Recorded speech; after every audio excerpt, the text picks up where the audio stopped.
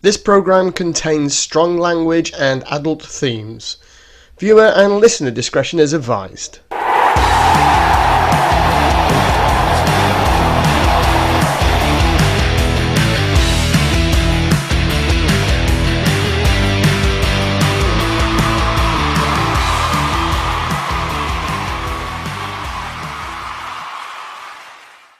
My lords, my ladies, gentlemen, boys and girls, welcome to an incredibly special episode of the 22 Dropouts. It is, of course, the beginning of July, which means it can only be one thing. It is the big man, the great man, the Doddie Weir's birthday, and this year he is 50 years old. And in celebration of Doddie's 50th, we all want to say to him, Happy birthday, Doddie! Sammy, where's your headband, dude? In transit, apparently. We have been let down by the postal service. Been let down by someone's planning personally, but we can't Oh, do you really? Okay. I think we've been let down by the postal service, who said that they could get this to New Zealand by today, but they can't get it to. They clearly couldn't get it to Malta in the meantime. So yours is on the way, mate. But I'm glad you're sporting the Doddie shirt. a big man's birthday being his 50th. It was only a few years ago that he didn't even know if he was going to reach that milestone. So, we wish Doddie all the best. He's done fantastic things for, the debilitating disease that MND is. Well over 5 million raised, and you just can't thank the man enough for everything he's doing and the person and genuine character he is. So. No, you're absolutely right, mate. And do you know what? On a separate note, I've just realised how good these other guys look in the headband because they've got hair, and I suddenly look like a bloke who's got a very small hat on. No, it's also because you've got the world's fattest forehead. That's not a forehead. Look, that's a 7 head at the least. 8. Look at that. It's a good fucking job you don't have alopecia in it. Jesus. The thing is, come on, Chris. The thing is, Chris, Tom looks like John McEnroe wannabe. 10 years time, Chris, if you're going to take the piss out of me, do it one at a time. James, you can go first. I was just saying, 10 years time, that picture of you is going to be Chris. No, it's not. I refuse. I'll get a hair transplant. That's what your dad done about 20 years ago, and it's never grown back. So bash on, pal. Like father, like son. If you're going to be, you see, the thing is, Chris, if you're going to be wearing a beret or a cap all the time, they've got to let him in first, and that's unlikely, mate. It rubs it away. Yeah. It does, and that's why mine's gone. Look at that. There you go. You're wearing it properly now. If I do this, so you can see a bit bald, then it looks like I've got a headband on. But if I sort of cover the bald patch, it looks like I've got no head. To be fair, I'm actually enjoying Tom's McEnroe, want to be looking like.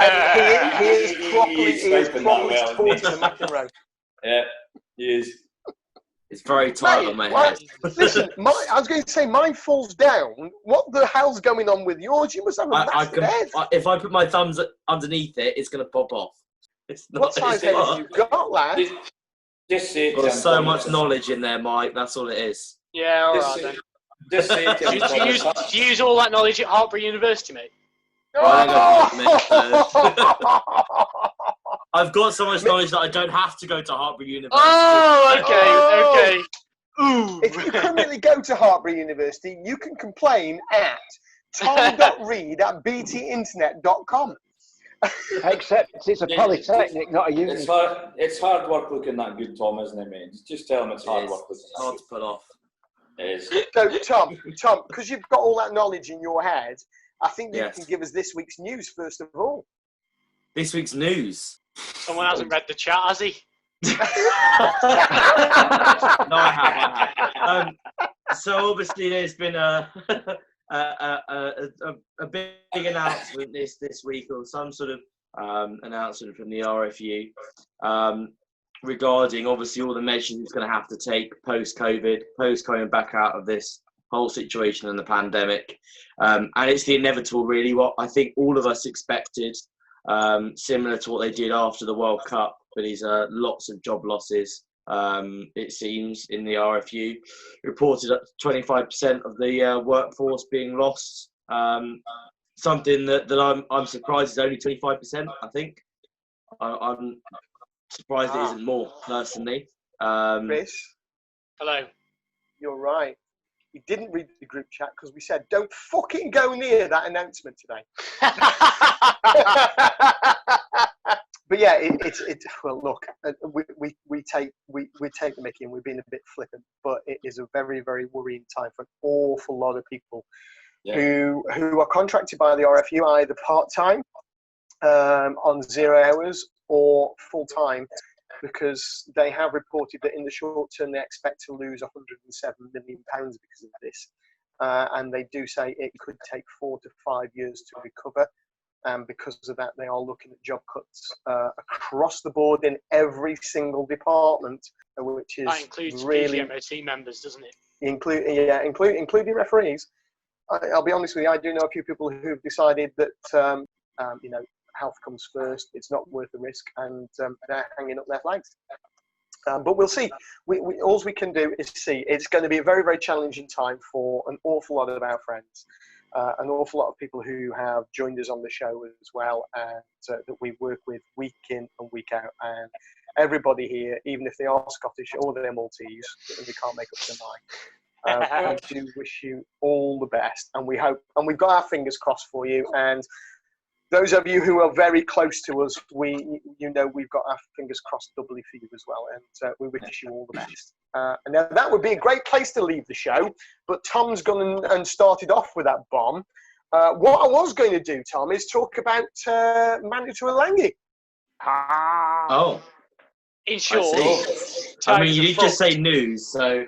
I suppose it is the most recent news. Yeah, you're right. Manu Tuilagi obviously being released from Leicester and asking to leave, and no one knows where he's going really yet. So it's sort of interesting to see what happens.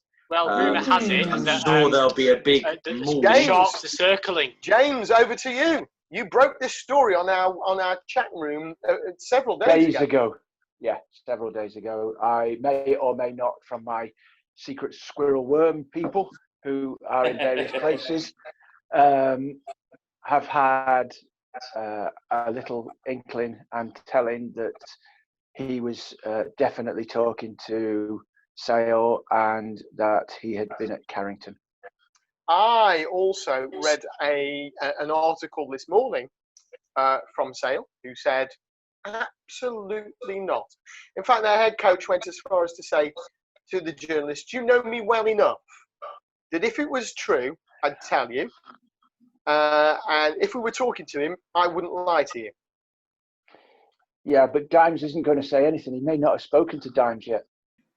I have got a funny feeling. I think Dimes would have some sort of inkling if they were signing a big marquee player like Manu Tuilagi. I was going to say, he's also been offered 750 grand a year to go to Japan.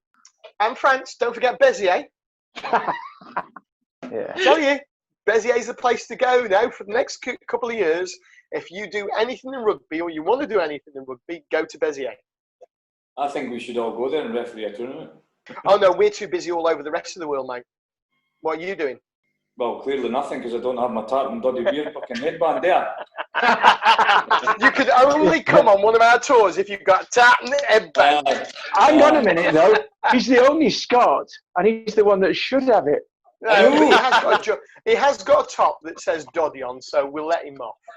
You know, we were talking to Ollie Steadman last week, who's, he's done 11 years as a professional rugby player. And then remember that, Chris? You remember when we were talking to Ollie Steadman? I do, mate, yeah.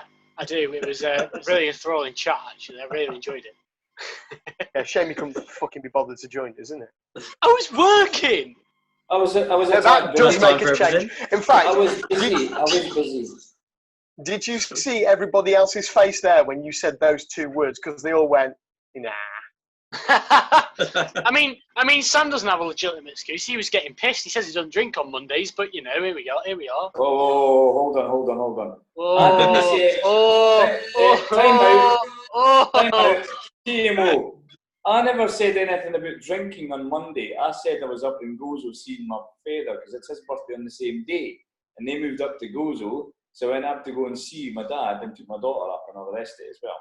So I said nothing about drinking, although I did have a couple of drinks. But Exactly. Sam, can you categorically if you're trying to tell us now? that you didn't have a drink with your father, you're bullshitting. Anyway, as I was talking, Ollie, who was on last week, was just about to move to a French club and go for his medical, and all of a sudden it was cancelled. Interestingly enough, I don't know whether you've seen, there was a tweet sent out by the MLR this week stating that there is a team in America that's looking for a prop of certain experience, and they pay a good salary, and they pay your flights, and they find you accommodate all the trimmings that go with it, which is unusual because it's not come from an agent. This has come from the club in America to the MLR organisers who have put it out on social media. But since that, I'm glad to say, and we'll just see what happens because there's no guarantees, obviously. But there is a club over in the States in the MLR that is looking for a number 8. All of the team scouts and all of the team principals through Europe, the Middle East, Japan, Australia, New Zealand, America, everywhere, they all watch our show. And if you're looking for a class number 8 who's going to work really hard for you, we can show you his show reel, and he's a good ball carrier and one hell of a tackler, although we all voted last week we would give him a yellow card for that one. Do get in touch or just go and search for Oliver Steadman, who is currently out of contract and he's looking for a position at the moment. Hang on. Are you trying to tell me? Are you trying to tell me that you've actually watched some rugby? You don't watch rugby. No, I'm too busy to watch rugby. I'm too busy doing rugby to watch rugby. So have you seen his show reel then? Because he shared it with us. Yeah, he did actually. You see, you weren't important enough to be shared on the show reel, Chris. I'll say it once and I'll say it again. I was working. No. And your middle name is Pinocchio. No, he was pretending to work. He does that very well, I must say. Hold on, Mikey, can you cut that out and edit and put that as a part of the rumour mill? Fuck yeah. That's the best one yet. I keep saying to Christopher, I want you to make a whole sort of like 10 minutes of all of the clips, but he's too fucking lazy to do it, and I don't have the time to do it. Aren't you, Chris? I'm just not saying anything. Aren't you, Chris? Anyway, I put a clip on the group chat before about a Mr. Haskell punch, and our fellow colleagues who hasn't watched that yet. I watched it. I watched it. Guilty, because I was chatting to Peter Winterbottom at the time. Sorry, mate. It was the red card. Let me watch it now. It wasn't a red card. It was a red card. No, I say it was a red card. Yeah. What they got away with something good, didn't they? Gents, I'm going to read the comments that young James put below, which is poor officiating for me all round. Clear and obvious punch to the head. What do you guys think? Well, I think you've said it all already, haven't you, mate? It's down to you, and you will not be getting any top-level games this season within the SRU. Nothing unusual there, then. No, absolutely. Come on, Sam. You're the man with the finger on the pulse. Tell us about it. Got to watch it first. Give him a chance. About 4 or 5 minutes long. You know, this makes great TV. We are sitting. It's like this is like Gogglebox. We are literally sitting here watching Sam watching telly. I'll watch that later because I didn't realise it was like 4 minutes long. Thought it was just going to be a clip of it. Here we go. I've got it. All right, go. He's going to share a screen. Well done. Did you clock it? We've got Christopher. We've got Christopher. Boff. Yeah. Well, it was behind the ear. It was a bit of a crap punch, to be fair. Cheap shot. Chris, you know all about James Haskell getting a red card and ruining a game, typically for Wasps, don't you? Do you know what, Tom? Right, I've had enough of your shit.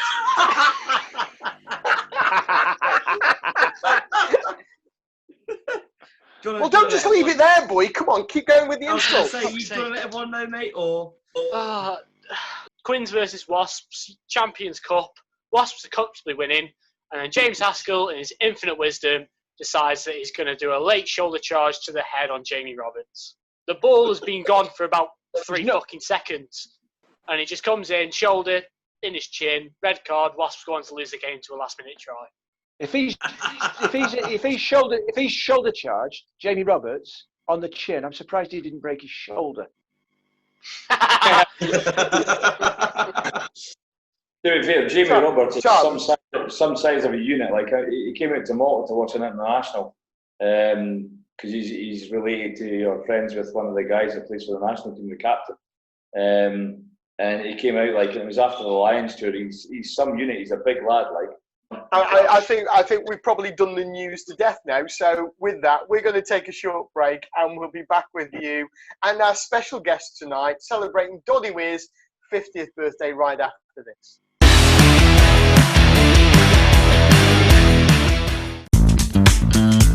When you need clear and concise match official communication systems, look no further than the brand new AXIWE AT350. Radios they're always useful, they always help us, especially AXIWEs, where all three of us can be open at any time, we can have open communication.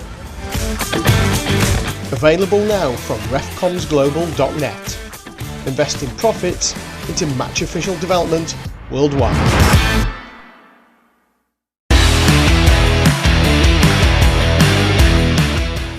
Welcome back to part 2 of the 22 Dropout and our birthday special for the one and only Doddie Weir, the man himself.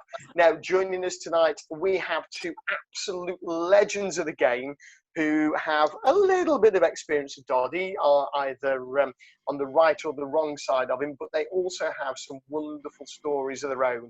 And we say hello tonight to Phil Davis and to Pete Winterbottom. Say hello, guys. Hello, Jack. Phil. Yeah. Hi, Teresa. And I think now that you've joined us, it's only right that we raise our glasses and give another happy birthday to Doddie. Doddie, by this time you should be pissed because we've raised our glasses to you so many times already tonight. So happy birthday, big man. Happy birthday. Happy birthday, Doddie. I'm going to go to Phil first, just because he's next to me on the screen, Pete. No disrespect, man. But it sort of goes that way. So, Phil, what have you been up to? It's been a bit of a busy sort of end to last season and getting ready for the new season, hasn't it? Yeah, well, it was a premature end for sure. I think with Yorkshire Carnegie, we were supposed to, I think we were due to play Ealing. And Wayne Proctor and I were in a car going up the M4. And a couple of things happened, few phone calls. I know the game was cancelled, so... I think that was March the 9th, March the 10th. So since then, we've been, I've been back home in South Wales and just planning, a lot of Zoom calls, all that sort of stuff, but just chatting about trying to, move the club forward and reset it and try and get back up in the championship, basically. How long that's going to take us, I'm not sure, but that's the aim, to get back and try to create a sustainable rugby club in Leeds again. So changing the name. Nice, wouldn't it? And then that'll be good. So it's a lot of hard work, but some good people sort of trying very hard with the right intention. So we'll see where we go. And come on, you must have met Doddie along the way, mate. Yeah, we did. Yeah, of course I did. Yeah, I think the last international sort of recollection I got of him was drinking whiskey after a Wales-Scotland game. Obviously, I'm not a big whiskey drinker, but he was then, and he loves it, and put me in the right pile. Actually, I'm not a great drinker, as Pete might recall after some of our Wales-England games, but after the old, he's giving you one of those looks here, Phil. No, but he poleaxed me. I think he should come down. It wasn't me. No, I know. Was that not Big Bad Wade? Big Geordie fella. Sorry? Was it not Big Bad Wade that did you? Oh no, that was from behind. Anyway. Oh, hang on, cloaked it from behind. Anyway, No, but You can't yeah, come on our show and say he did me from behind and not expect me to do Yeah, that was a very good turn of phrase. Yeah, no, I got punched from behind. I didn't see him come in anyway. But yeah, Doddie, he sorted me out with the whiskey, that's for sure. I had a couple of glasses, and then just it was like a bit of a tree falling, really, bang. But that was my last recollection off the field. But you should come down to Leeds as well and watch Carl Hogg play. When Hoggy was playing for us back in the day, he came down a few times. We had some great nights out with the guys. Just a, you know, he's a good guy, as we all know. He's a great rugby player, great tourist, and you know, and he's doing an amazing. You know, what he's doing at the moment is fantastic in many ways. What he's trying to achieve, and under extremely, you know, difficult circumstances, obviously with his illness, etc. But you know, he's an inspiration, and he's a great character, that's for sure. And Pete, you've obviously played against and with Doddie, but before we go into that, what are you up to these days? Well, I'm doing a little bit with rugby actually. Taking over the rugby at Isha last season. Fantastic. Yeah, which is great. Yeah, do a number of other things. I do run a few cycle events. And one of the events that I do is for Doddie, is the Doddie's ride up in the borders, up in Melrose. And yeah, and this year, unfortunately, we had to make it a virtual ride on Saturday on his birthday, and we had about nearly 300 people cycling in their back gardens and their garages, raising money for Doddie, which is great. Yeah. I mean, it's been very tough. We did a special episode with Jill Douglas a little while ago, and if you want to watch that on our back catalogue, then do go and find out why she dropped her knickers for the England rugby team. Sam, stop giggling. Mute him. Hold on, I can't believe you said Jill dropped the knickers and she will reveal all. Come on! I see what you did there. I do see what you did.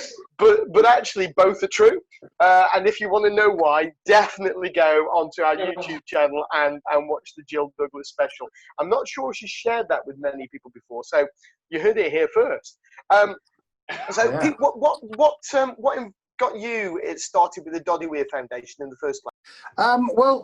Yeah, I mean, I'd done a few bike rides, you know, basically in the UK, but also overseas. We did a couple on the Lions tours in 2013 in Australia. We had a fundraising cycle, and same in New Zealand 3 years ago. It's a hard life, isn't it, mate? Well, yeah, somebody's got to do it.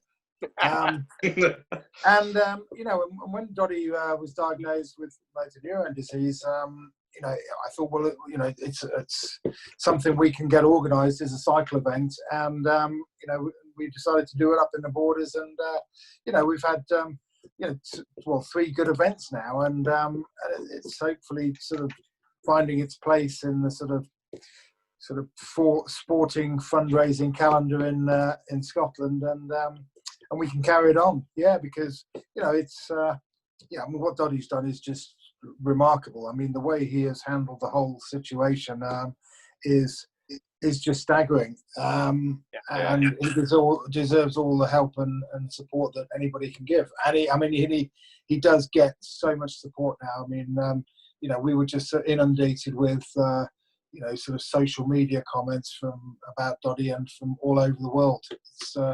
It's fantastic what he's doing, and you know, hopefully the outcome is that somewhere along the line we're going to find a cure for motor neurone disease, and a lot of people will be saved.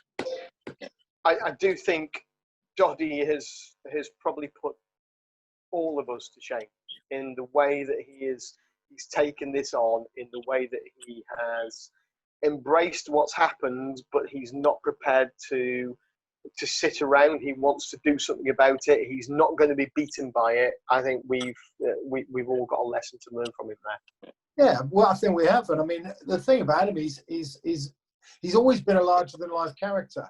You know, when he played, he came on the scene, and he Doddie was always, I think, just his name Doddie was always something that people loved, and looking back, well, I played against him a few times, but I mean, all I can remember about playing against him was Doddie Weir sort of bullying him on the pitch, and Doddie was a sort of young guy at the time. You know, he was quite young when he got his first cap, and luckily for Doddie, Wade retired about 3 years into Doddie's international career. But I think one thing that I always sort of now look back and regret is that Doddie didn't get picked on the 93 Lions tour to New Zealand, because it was the sort of tour that we needed people like Doddie, you know, not necessarily in the sort of first team, you know, squad, but as a character. You know, and I think he showed that when he went to South Africa in '97. You know, that he was one of the big characters of the tour, and one of the reasons that they were successful, irrespective of the fact that he didn't get in the test side. You know, but he's that sort of guy. He's that sort of character, and you know, God, well, let's hope he, you know, he hangs in there for a few more years now. I mean, he's doing pretty well now. After nearly 4 years, it kills most people after a couple. I have to say, he's looking. If you can look good on it, he is looking good on it. He's certainly hanging in there, as you say, and that's. I don't want that to sound disparaging or condescending, but it's an incredible disease that does, as you say, most people.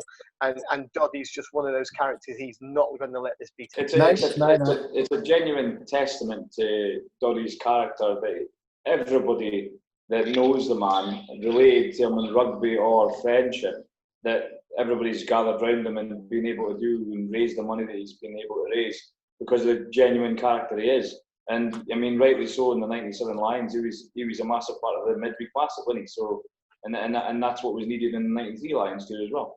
But yeah, I mean, he's just a genuine, lovely guy, and that's what you want people around you like that, don't you?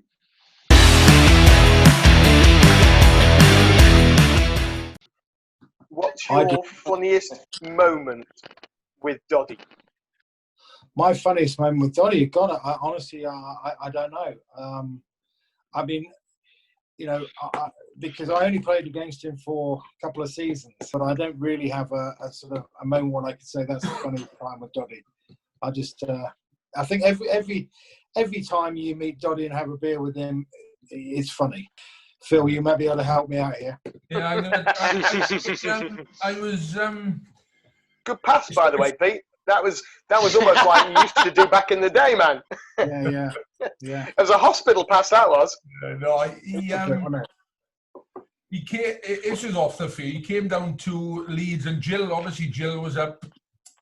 Jill Douglas was staying up with Hoggy, and me, Hoggy, Doddie, Jill, obviously the wives, and Doddie wasn't drinking that night for some reason, but he decided to drive Hoggy's car back from Headingley back to, where was he living? Near Thornton, I think, in Leeds. And as he was going up the street, there were a lot of these, you know, sort of road bumps. They're a little bit more around and about nowadays than they were then. But he was trying to say to Hoggy, the faster you go over the bumps, the better for the car, you know. So there were about 4 or 5 leading up this lane, and oh my God. Anyway, Hoggy had to go and pick his exhaust up afterwards off the it was quite funny. It was quite funny. He was saying, "Oh, it's better we go over the humps quicker, Hoggy." Whoop, and then he was, you know, in mid-air, all that sort of stuff. It was great fun, and it was after kind of we played a game. It was a game in the Premiership. It was game when we got promoted. I think it was. That's right. And he came down, and we had a good party, a bit of fun. But as Peter says, he's just a character. You know, he was a great player. You know, real all big arms and legs on the pitch. You know, whatever.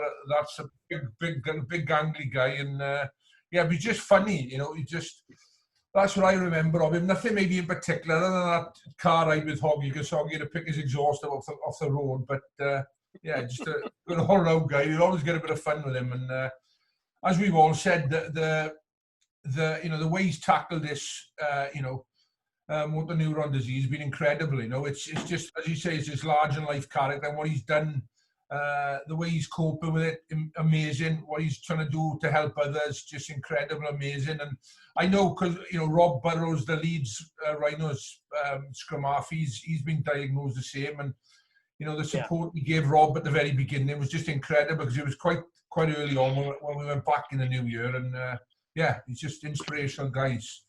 Now, just looking at your own career, Phil, what's the most memorable game you've ever played in? It wasn't the one in '87, was it, Phil? Because you can't remember that one. No. Do tell, boys. There's a story there. Yeah, that was. I think for me that was 2 minutes 36 seconds. I think it was. In that match, but you know what, right? There's been, Peter will say the same, there's been loads of games, you know, which are amazing, but I was chatting about something to someone the other day about Wales v Tonga, right, in 1986 in Tonga. It was televised, but nobody ever found the tape. But it resembles 15 against 15 boxing, really. And do you remember that Leslie Nielsen film, Naked Gun 2.5? Remember at the beginning when you see that blue light at the start? Well, that's what the game was. That's all I can remember is this ambulance coming on more often than it should have, okay, in a game where we had a referee, a guy called Brian Kinsey, Australian guy, lovely fella, but then you had the headmaster of the local school running the other touchline, and then you had the local minister on the other side. Genuinely, it was a test match. It was an international match. Sounds like rugby in Malta, Sam. Well, yeah, maybe it is. But anyway, it was just an incredible game. We managed to win somehow, but it was just, you know, I don't know. I remember the doctor putting about 80 stitches between the whole team, something like that, something crazy. After, so punches, kicks. I mean, that's when rucking was full power in those days. Yeah. That was it. So it was crazy game. What about you, Pete? What's your most memorable game, and is it quite as bad as Phil's? Well, no, it's memorable for a slightly different reason. I mean, my most memorable game has got to be my first cap, and not the fact that it was my first cap. It was because at half time, a girl ran on at the south end of the ground. Erica Rowe. Erica Rowe ran on. And, did you get her number? That was when Steve Smith turned to Billy Beaumont. You know, Billy's got rather enormous arse.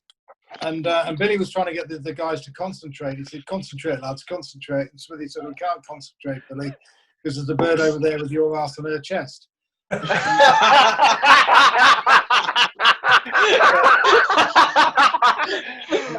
Do you know? Next time I see Bill up at It Filed, I'm gonna remind him. In fact, I'm gonna clip this and I'm gonna Bill, this is on your WhatsApp next week. Yes. But I missed it all because I was looking at the north end of the pitch where a guy ran on the pitch in a gorilla suit. I swear. He ran on the pitch in a gorilla suit, and the crowd were going mad, but they weren't going mad for the gorilla. Poor bloke in the gorilla suit completely wasted his time because nobody gave a shit about him. And also, I feel sorry for Erica Rowe's mate, who ran on as well with no top on, but she had, it was just embarrassing how small her tits were compared to Erica.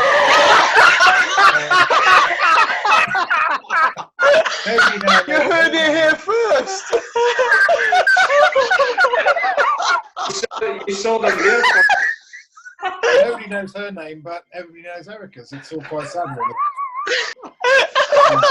Oh. Yeah. Anyway.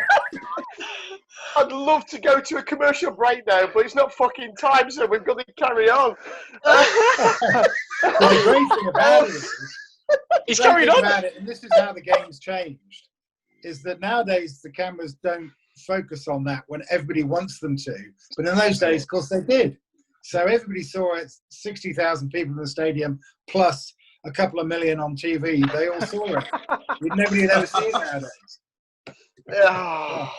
We all know Erica. We've all watched that clip several dozen times, I've got to say. And that I don't want to know. who had to cover her modesty up. And if you noticed where the copper was looking at the time he was covering it up, it was not at his helmet. Or any, well, it probably was his helmet.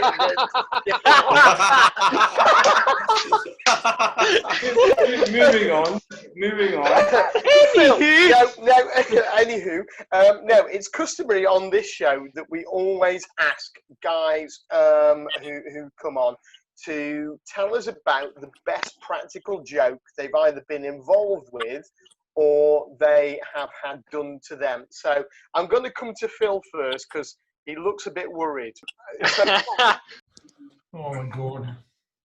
You do know this was on your briefing document if you read it this morning. I think I browsed over it, I think. The only thing I can think about you, right, was it a practical joke, I suppose, was it was on the other day with the Lions, Warburton rang me up. You know, they do these things, Pete, where they ring their coach and say, I want to be captain. Fines. Fine system. So Sam rang me up, and I was going with it for about for a couple of minutes, and then I thought, hang on a minute, this isn't like Warby really. So the way he was talking, I think. So I sort of, so I remember that. It was I went with it for a bit, and then I sort of cottoned on after the short week period. And when the room erupted and laughing, so I thought, well, I was right. Anyway, I got it right to the end, but I played along with him. Yeah, that's the only thing I can remember, and I can say really on TV or whatever this is. Love it. Pete, you must have on all of those tours you did. You must have got up to some stuff. No, the tours are generally fairly quiet, but one of the practical jokes that I did, or that we did, I used to work in the city on a broking bonds, right? And so there's a team of about 10 of us around this desk, and when times got quiet, we sort of, we had to keep ourselves amused. So it must have been about 1990. I mean, Will Carling was in captain. I said, well, why don't we phone up Will, and we'll phone him up from the as if we work for Prince Philip at the Buckingham Palace, and we're part of the Duke of Edinburgh's award, and that we want Will to come along to the palace and to present some awards or to do something, to do with the Duke of Edinburgh's award. And so we got one of the lads on the desk to phone up Will. Of course, Will, being sort of full of himself, thought this is marvellous, and yes, of course, I'll come along to the palace, and we have to make arrangements. So if you could report maybe in a couple of hours' time, he said that'd be great. So we gave him the number of Buckingham Palace. He said, and just ask for Prince Philip, and they'll be expecting the call. Of course, he did, didn't he?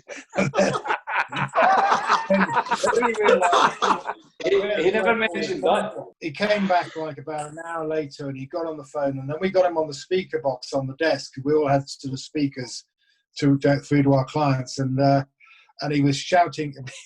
He was shouting through the boxes, "You bastards! You bastards!" We stitched him up a kipper there, and then put him in his place a little bit, which needed to happen. He never spoke about that when he was on House of Rugby, did he? He kept that one quiet. Funny old game, isn't it? Please tell me you had it on everyone view, so you got Sam being bombed again, or were You you got just what? on Pete? Is Sam just I being got bombed by his again. daughter again? Again. Twice. Have you noticed Peter's sitting so close to a set of wardrobes nobody can fit behind him? He does not want anybody to come in and go, "Hi!" from behind. Look, there she is. Hello.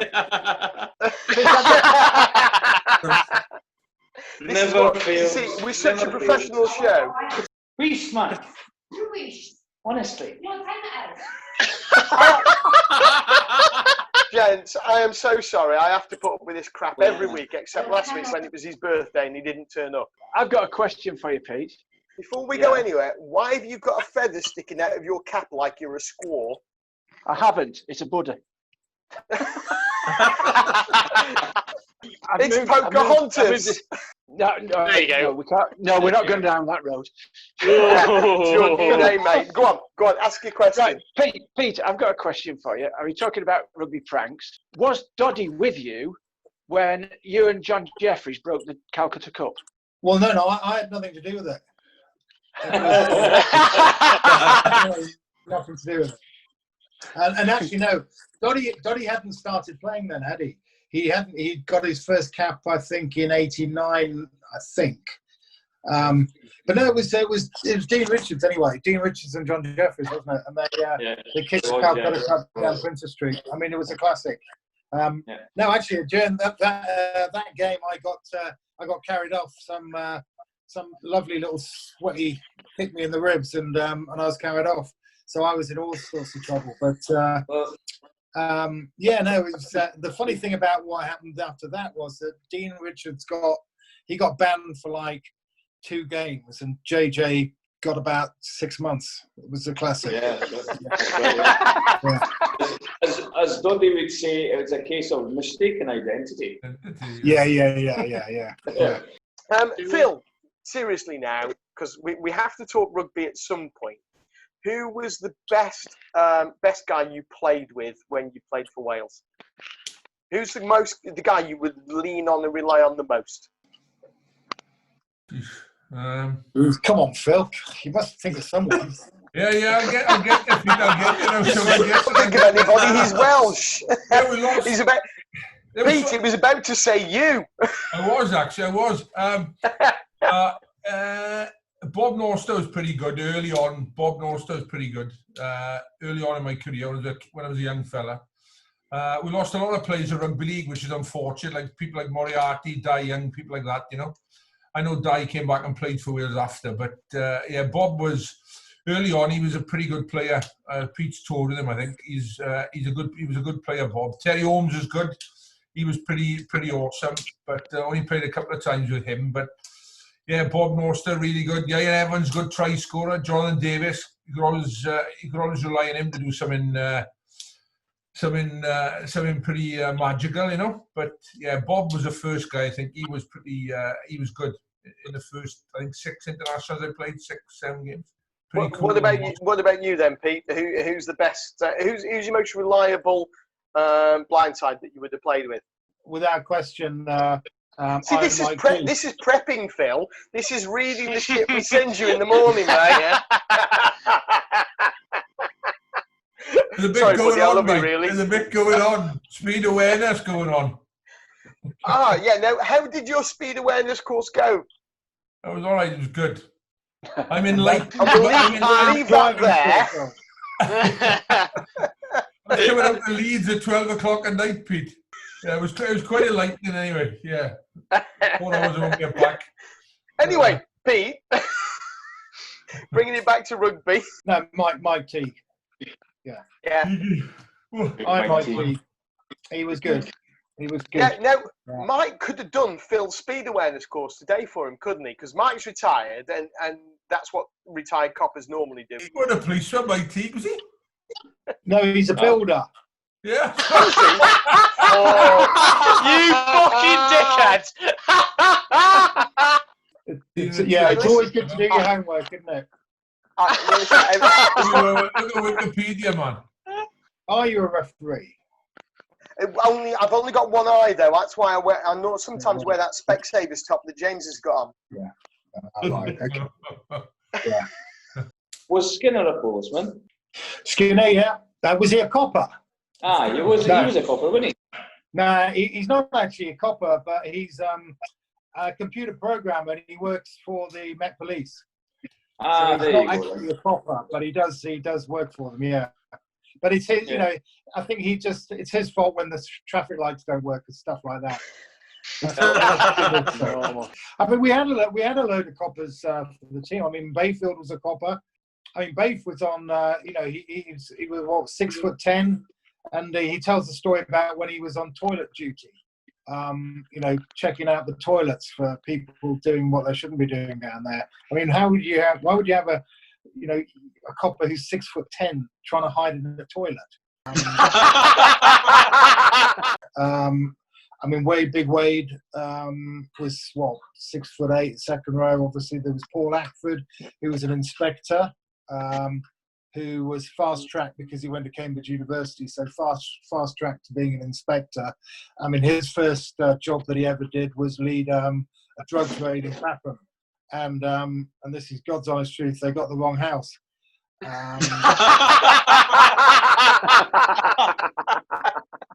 Yeah, I mean, you imagine they sort of broke into the house, and there was probably an old couple there, you know, having a cup of tea, and the next door they were chucking cocaine down the toilet.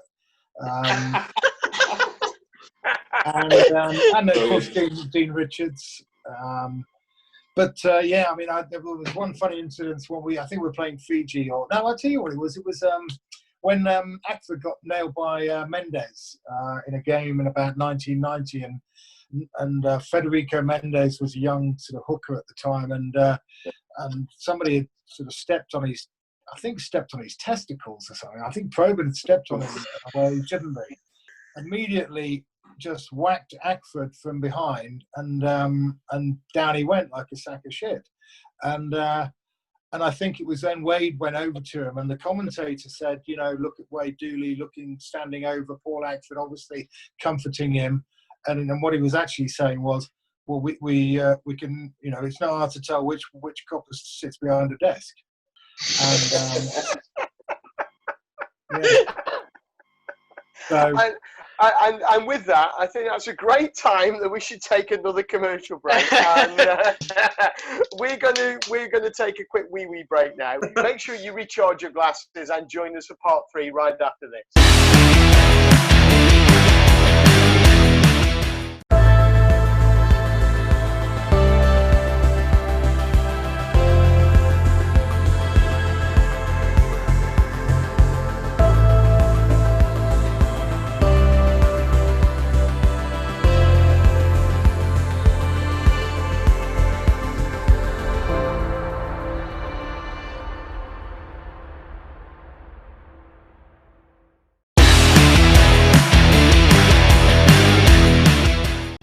Welcome back to part 3 of the 22 Dropouts, where we are here with our headbands, some of us, and yeah, I wish I didn't, but there you go. It doesn't matter what I do. If I do that, I look like I've got no head, and if I do that, it looks like I'm off something from HMS Pinafore or something daft like that. Anyway, we are here tonight for the Doddie Weir Foundation. It is Doddie's 50th birthday, and many happy returns to the big man.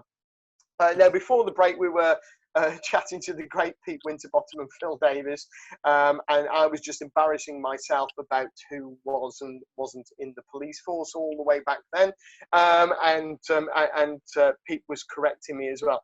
Now, Pete, in terms of the you know, you've said about some of the guys that you've played with, what's the best game you've ever played in? Oh God, the best game I ever played in. I don't know. It was very. I think it's probably the quarter final in 1991 World Cup in France. I don't think I've ever played in a game with such sort of intensity. And it was, you know, because it was they were playing against a good French side, and it was a quarterfinals. But it was a sort of so intense that you sort of felt that the next, you know, all you wanted to do was just get one more point and you could win the game, because it was so tight. And yeah, and I mean, luckily we came through on the right side of the scoreline, and it was sort of set us up to go then up to Scotland to play in the semi-finals, and then obviously the week later after that we played the final against Australia. Don't mention it. Sam, what happened when they went to Scotland? I think, if I remember correctly, there was a slightly askewed kick by a certain Gavin Hastings. Yeah. And who won when England went to Scotland, mate? It was England, because they were the ones in the final that lost in the final against Australia. Just say. He did have to go there, didn't he, Pete? Just one story from that game at Twickenham when Australia obviously beat Scotland. I remember there was an interception. I think it was an interception try, and the Scottish centre went under the posts, and I was sitting at that end of the ground, and I got out of my seat and I was shouting, you know, "Come on, Scotland!" I was shouting, "Go on!" And then I turned around and saw all these blokes in kilts doing the same, and I just thought, what have I become? I'm supporting Scotland now.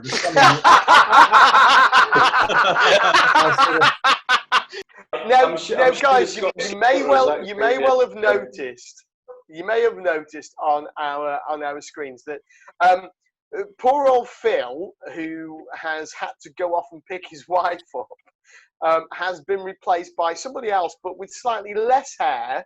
But it is our great pleasure to welcome to the show tonight a very good friend of Doddie's, a very good patron of Doddie's, and a man who should be everybody's best friend because he makes beer. It's Jason Clark. Jason, how are you doing? Very good, thanks, Mike. Yeah, thanks for having us on the podcast. It's clearly something you guys are doing a lot of and really enjoying it, I can tell. It's great to see you all wearing Doddie's headbands. I actually haven't got one, which seems all wrong. But well, we were expecting, because you do so much for Doddie, we were expecting the full regalia. Yeah, I don't know if I've got even any of the stuff, actually. It's bizarre. I think partly because also when you've got no hair, the headbands just look a bit weird as well. Yeah, tell me. Listen, Jason. this is coming to you, man. No, I'll put it back on. I don't care if I look like a complete and utter gimp for Doddie. There you go. You look like you kind of look like you're working a Doddie themed burger chain. see, on those paper hats. McDoddies. McDoddies. Yeah. Hey, do you want fries with that, or do you want to go large? I think Doddie, you go large, apparently. Do you want fries with that? Say that again in a Scottish accent. I can't do comedy accents on call. Now, Jason, not only I've got to say, not only do you make beer, which makes you everybody's best friend, and we'll talk about that in a little while, but you also give money to the Doddie Foundation, and we'll talk about that. But most importantly, you used to play rugby with Doddie, didn't you?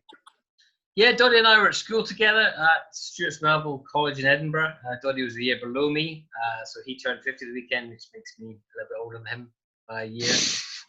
Doddie was known, I think, as an international player for being pretty tall and skinny by standards of second rows, but he was about that size when he was at school, but skinnier. So he was about 6'6", as I remember, when he was in his second last year at school. And so he was just an amazing line-out operator. Because he was athletic, he could jump as well. So he was just this constant stream of easy line-out ball, and therefore great to play with. And while he was deceptively athletic as well, he's one of these players who didn't look like he was an athlete or a ball player, but he really was. And it was quite clear even then, when he was only 16 years old, I think, that he was going to go on and do something in the game. And also, he was a much harder player than his appearance would suggest as well, because he had a boyish face and he was tall and skinny. If Bill McLaren had seen him at 16, I don't know what sort of giraffe reference he would have come up with. But Doddie had a hardness about him then that was apparent in the international game as well, and he surprised opponents. So he was great to play with when we were at school. And what's the most memorable part of playing with Doddie? Or I do know that you used to play against him at the same time as well. Yeah, Doddie seemed to, as a former teammate and then an opponent, he had the great ability to hurt me. I think it's because I was just faster than him. I mean, whenever he got hold of me, he just wanted to hurt me. But a couple of things. One time we were still at school, we were having a rucking practice, the one we hold the pads up and people come in and hit the pads. And I was due to be playing, I think, for Edinburgh schools the following day of a Wednesday would have been. And this was a Tuesday session at school. So I was just sort of taking a light session and holding this pad. Doddie proceeded to sort of slam into this pad I was holding and give me the mother of all dead legs. Literally, like he shot my leg off. And purely by accident, which I'm sure it was, but his big, long, bony knee just obliterated my quad. I kind of foolishly tried to play the next day, because it was the first game for the schools, the Edinburgh schools side, and I had an absolute shocker. Partly because I was completely crocked, and that was entirely Doddie's fault. And I will never, ever forgive him for that. So Doddie ruined your international He ruined my career. representative career, yes, quite frankly. It's all his fault. And that's Doddie, how he we're managed to shocked. hurt me when he wasn't even meaning to hurt me. And then we both had left school then in a couple of years' time and were playing kind of age grade under 21 rugby. He was playing for the South and I was playing for North and Midlands, and down in Kelso we met each other.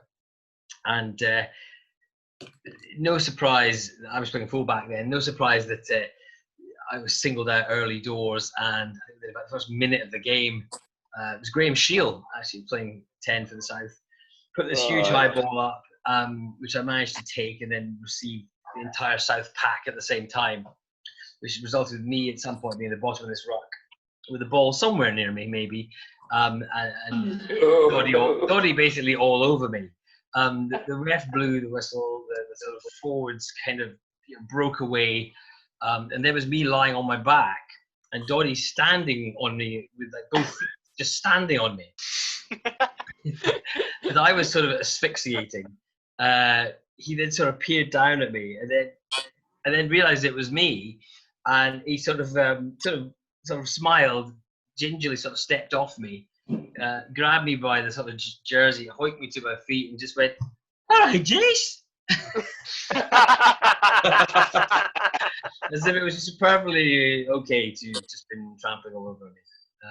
But that was Doddie to a T. 1 minute he's kicking the crap out of you, next minute he's sort of giving you a big hug. Pete, do you recollect any of that sort of thing from Doddie? No, I don't. I just remember Doddie getting bashed by Wade Dooley. I don't think Doddie. Everybody got bashed by Wade. I don't think Doddie sort of just retaliated. I think he just sort of took it and was quite happy to finish the game in one piece. I think he ruptured his eardrum, didn't he? Oh, I don't know. Yeah, no, I think he did. I think Wade elbowed Doddie in one of the first lineouts and actually ruptured Doddie's eardrum. Yeah. I think there's a mention in that in his book, I think, actually, as well. Doddie probably didn't notice. Nah. I think that's probably a good example of how deceptively tough he was as a player. Because, he obviously had taken quite a severe injury to his ear, but he just played the rest of the game, and that's Doddie to a T, I think. Yeah. So, Jason, tell us a bit about the Genius Beer brand then. I think Mike made a good point that when you make beer, you're everybody's friend. So about 4 years ago, I had no friends, so I thought I better start making beer. I was never on podcasts until I made beer. I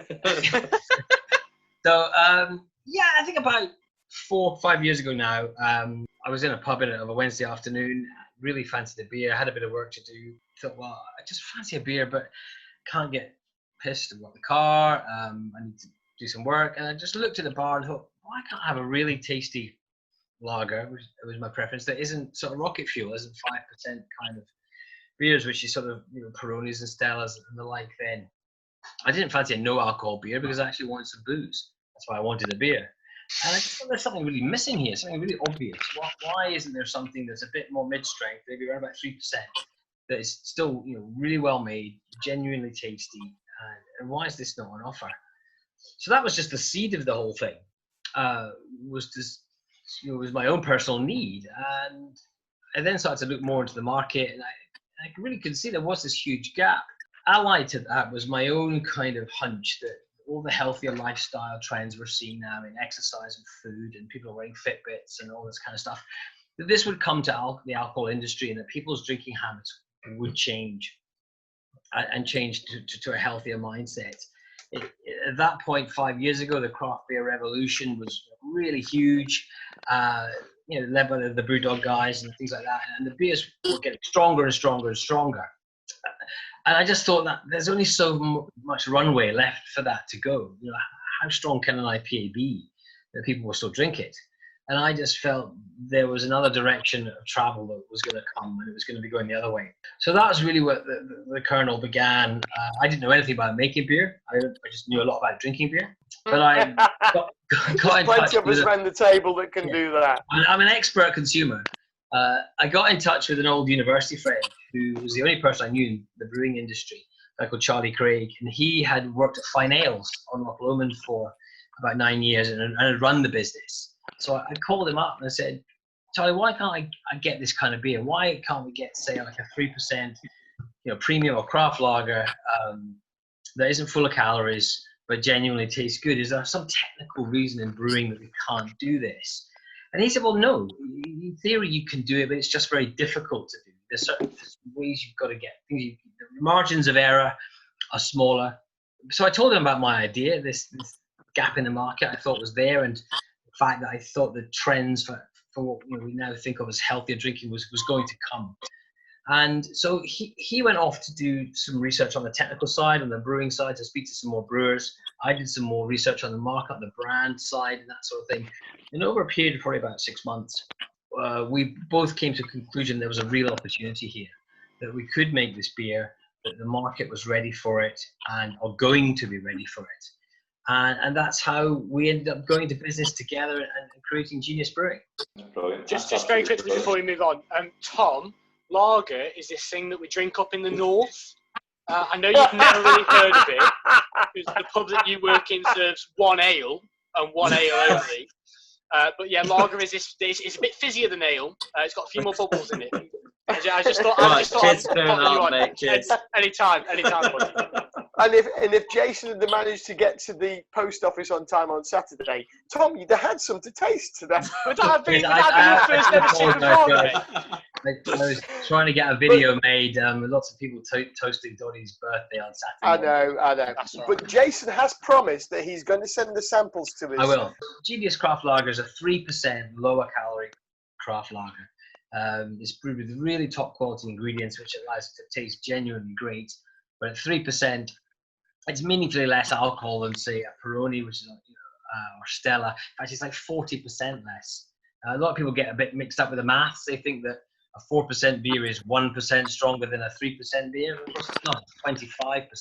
So it does make a difference. It does add up. And likewise on the calories, our beers are 79 calories a can. If it was a bottle of Peroni, it would be 137 calories. See, Again, referees could do with that. Referees could really do with a low cal, other than having that crap non-alcohol beer. In fact, Pete, you could do with that, because I could do with that. But we haven't started pre-season yet because we don't know when pre-season is. So shut up. Pete, send me your address, and there's some low-cal craft lager on the way to you as well.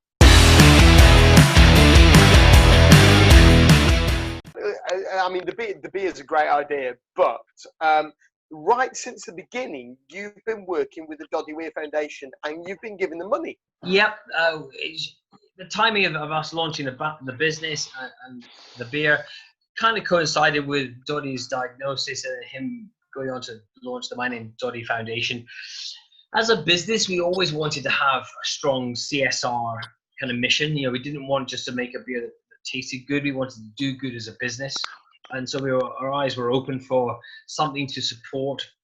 And then with obviously Doddie's diagnosis and the shock of that, it just seemed a natural partnership to have. Also, my wife's father died of MND as well. Really? So it was a no-brainer, really, when we heard the news. We just got straight on the phone to the foundation and said, what can we do to support you literally financially. And so we pledged to donate 5p from every can to Doddie's Foundation. We chose 5p. I must admit, I didn't run the commercial numbers through my head because 5p is quite a lot on the margin on a beer. But he used to wear the number. It's good to give, Jace. It's good to give. It's always best to receive, but good. Giving is good. But he obviously Doddie used to wear the number 5 jersey. And that was just came into my head, and I said, listen, let's give you 5p for every can. And that's how the partnership began. And we're now into our 3rd year of working with Doddie's Foundation, the team through Logan Sports, who are Logan's company, and that handle the foundation's day-to-day business. Yeah. And we do whatever we can. I mean, we're still a relatively small business. We don't sell as much beer as Budweiser does. So the contributions are still relatively small. I mean, we've given, I think, £17,500 so far. So what we also try and do is support other people who are working to raise money for Doddie as well, in whatever way we can. So obviously, we give people beer at events and this kind of thing. We do a lot to help sort of just work with other people to promote what they're doing. A good example would be last year. If you remember John Davidson, who rode the Atlantic single-handedly for Doddie last year. John's a 57-year-old ex-SAS guy who never rode a boat in his life, decided he was going to row the Atlantic in the Talisker Challenge, and set about doing so. And I spotted what he was doing on Twitter and just got in touch with him, because I have an army background myself, and got in touch with John and said, what can we do to help? And typical army fashion, John's very good at doing things like rowing Atlantic, but not a great self-promoter. He's a modest guy. So we said, let's help get your social media going. I used to be a filmmaker prior to making beer. So I said, why don't we make you a video for social media that will really talk about what you're doing and what you're doing for Doddie. And so we did that for John. And I worked with actually Stuart Campbell. If you recall, Stuart was a second row in the 90s alongside Doddie, and played in that famous 1995 match in Paris. And Stuart, I think, has 16 caps for Scotland, and Doddie has 61, and Stuart blames Doddie for keeping him out, basically. But Stuart lives near me and is a video producer. So Stuart and I teamed up to make a video for John to help him in his fundraising for Doddie. And then we also, Genius Brewing organised a big fundraising dinner up in Scotland, which raised about £20,000. So we try and do whatever we can to help other people. So Jason, tell me, where can people get your beer, get your lager, if they want to support that? Yeah, the easiest way to get our beer is actually online. I mean, the move to online in wine and beer now is becoming massive. I think it's been accelerated by coronavirus and lockdown, and there's lots of people now buying beer online for the first time and discovering how easy it is, how cost effective it is. So we sell a lot of our beer through Flavorly.com, who deliver free UK-wide, and that is the easiest way for people to get us. We're still growing our brand footprint. We've got a decent outlet footprint in Scotland, but we want to roll south into England as soon as we can. Coronavirus isn't helping that right now, as you can imagine, and we want to be in the supermarkets, and we're in conversations with the supermarkets at the moment. So that's in the pipeline, definitely. And likewise, the big pub chains as well. But you can imagine for small brands, it's very, very difficult to make those initial breakthroughs. But online has kind of blown those barriers away, actually, which is great for smaller new brands. So online at Flavorly.com is definitely the easiest way to get us, and it's very well priced too, actually. Pete, hang on, I'm just ordering online. I was going to say, how many cans are you buying right now? Just get my credit card out. Send some out tomorrow, will you? You've sold us all, and I know you want to try and break into the UK market. I'm not sure how, in his prime, how would he really have taken a 3% healthy lager? He wouldn't at all. Yeah, okay. So, but the world's changed, hasn't it, Jace? The world has changed, and now it's the big thing. The trend for healthier drinking is huge, and it's not just kind of hipster millennials who are drinking less now. It's very much our generation, I think, that kind of Gen X generation. I'd like to. When you grow up a bit, you'll get there. But it is the kind of That's my problem. That's my problem, you see. The Gen X generation who grew up in the 80s and 90s and basically spent 2 decades getting smashed, really. Yeah. I've kind of. See, Mike's too old for that. You see now.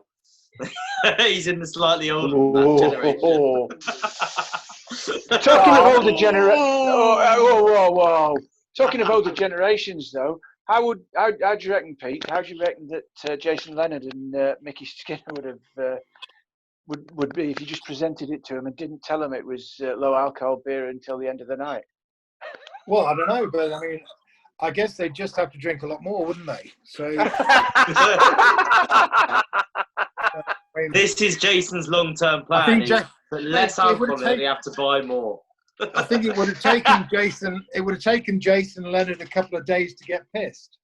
Mate, seriously, it would have taken Jason Leonard 4 days to get pissed, even on Abbott Reserve. Yeah, well. Would he not just had a little cheeky sort of chaser of aftershave? No.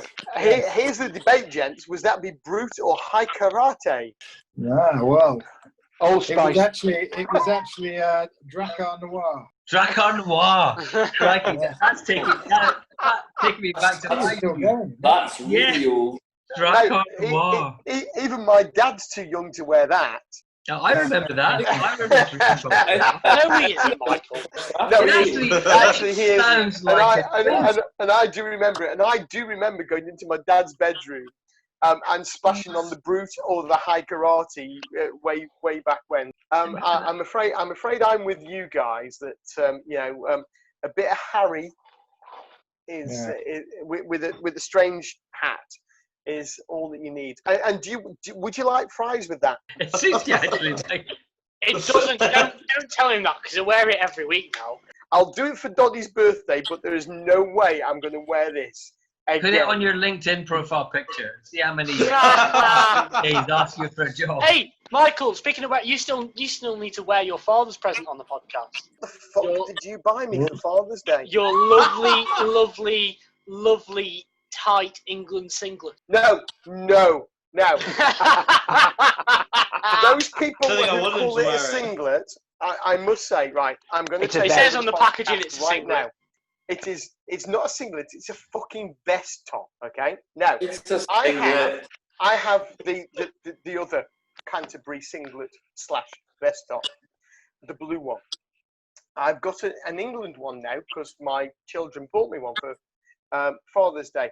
And they are exactly the same size. How much they are exactly the same size. I also have a Canterbury Rugby polo shirt that's exactly the same size. Now, the blue one, which I got from something else, and the polo shirt fit beautifully.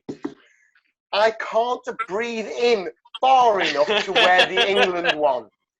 I look like something out of Shameless if I wear it. There is no way I am going to look like Frank Gallagher with the headband on, the headband and the singlet, you would look like something out of Shameless, wouldn't you? Pete, mate, back me up on this. It's not a singlet, it's a vest, isn't it? No, it's a singlet. Yes!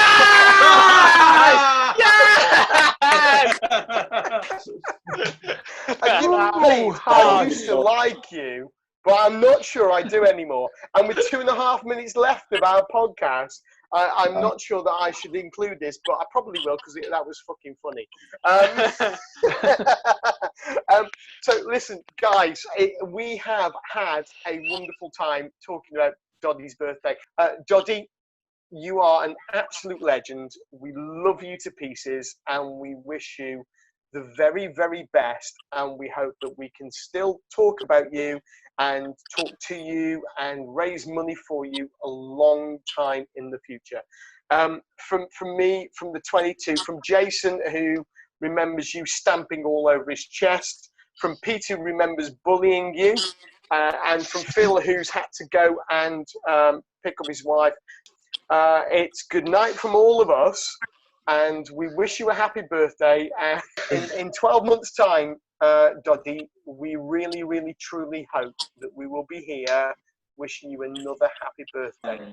From me, from everybody else, good night and happy birthday, buddy.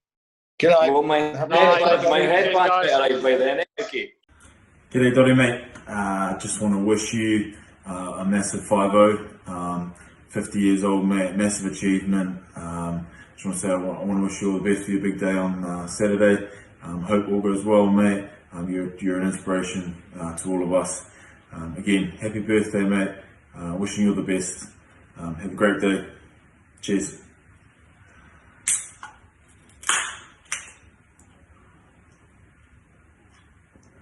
Happy birthday, mate. Hey, Doddie, happy birthday, my friend. All the way from Las Vegas. It's a chilly 44 degrees today, but guess what? It'll be 46 in a couple of days. Listen, happy birthday to you. My dog says happy birthday to you. All the best from Back 10 Pros. Vegas strong. When you get into town, you make sure you look me up, and I'm going to take you out, brother. Be safe. Hey Doddie, how's it going, mate? My name is Ants and I'm the Referee Development Manager for Auckland Rugby. I just want to say on behalf of all referees in New Zealand, happy 50th birthday. Have a great birthday, mate. Take it easy, stay well, and as you can see, we're at the Garden of Eden, home of New Zealand Rugby, and we'll be thinking of you, mate, and we'll be having a drink for you this weekend. Cheers, mate. Hey Doddie, it's Joe Burpo from Denver, Colorado. Everyone over here wishes you a happy birthday.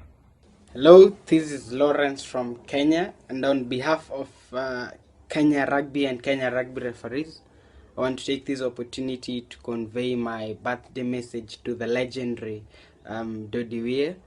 My message is that may you have all the joy your heart can hold, all the smile that a day can bring, and all the blessings that life can unfold to you. So happy birthday to you. Knock knock. Hey Doddie, happy birthday my friend. I heard a bird just crossed me and said that you would do your birthday today, so I hope you have a great day, and hopefully the weather is not better than Portugal here. It's 30 degrees, so enjoy it. I'd just like to wish, after Mike Mulroy from 22 Dropouts asked me, a happy 50th birthday to Doddie Weir.